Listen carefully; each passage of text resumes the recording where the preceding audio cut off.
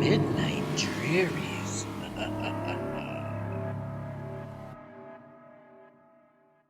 Once upon a time, in a small town nestled in the mountains, there was a legend of closet monsters. Parents warned their children to stay away from closets at night, for fear of these monsters lurking within. It was said that the closet monsters would come out at night to steal children and drag them into the depths of the closet. It was whispered that they were having a competition to see how many children they could steal in one night, and that they were getting bolder with each passing night. Andy was a curious boy who loved exploring every nook and cranny of his house. His parents had warned him about the closet monsters, but he didn't believe in them. He thought they were just a made-up story to scare children. One night, while everyone was asleep, Andy woke up to use the bathroom. On his way back to his room, he saw his closet door was slightly ajar. He went to close it, but something caught his eye. There was a faint light coming from within, and he could hear soft whispers. Andy hesitated, but his curiosity got the better of him. He pushed the door open and peeked inside. What he saw made his blood run cold. There were several monsters inside, each one more terrifying than the last. They were snarling and drooling, their eyes glowing in the darkness. They turned to look at him, and Andy knew he was in trouble.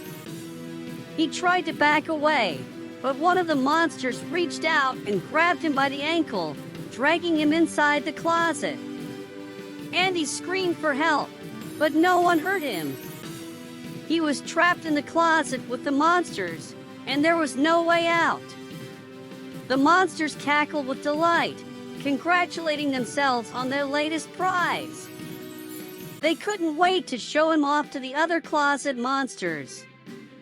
As they started to drag Andy deeper into the closet, he remembered his teddy bear, Mr. Snuggles. He had always been his loyal companion, and Andy hoped he could help him now.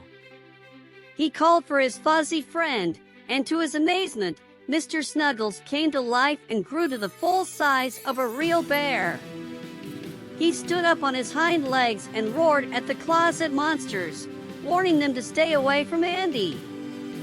The closet monsters were taken aback by this sudden turn of events.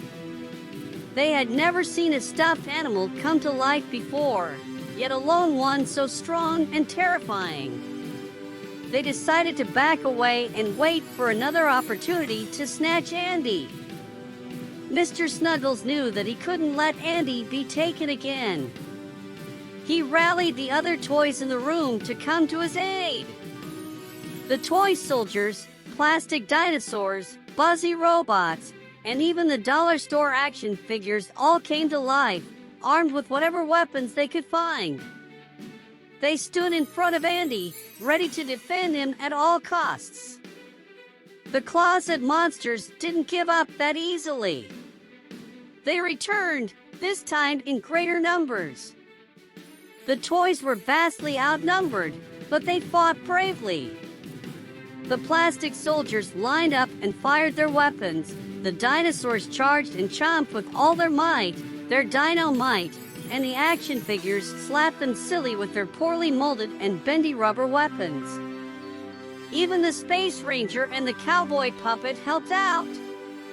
Mr. Snuggles was in the thick of it, biting and clawing at the closet monsters.